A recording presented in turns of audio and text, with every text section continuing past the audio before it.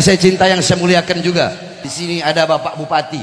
Kalau saya lihat tadi dari beliau memberikan sambutan, ini bupati beliau santri, saudara-saudara. Kenapa saya bilang santri?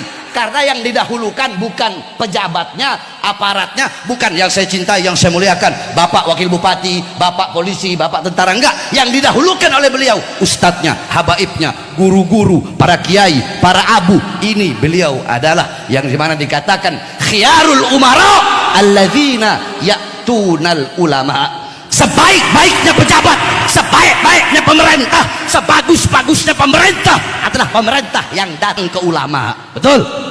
Pejabat yang datang ke kiai, pejabat yang datang ke abi.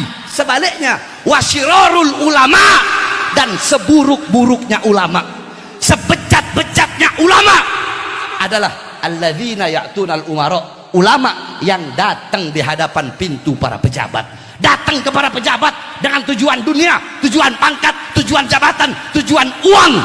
Ini adalah seburuk-buruknya ulama. Oleh karena mudah-mudahan panjang umur Pak Bupati. Saya juga kaget dipanggilnya Bupati Rakyat. Masya Allah, berarti beliau merakyat. Saya tidak pernah Pak Bupati muji-muji pejabat, nggak pernah. Saya paling anti. Saya tidak pernah muji-muji pejabat. Mudah-mudahan beliau jadi gubernur. Amin, amin ya Rabbal.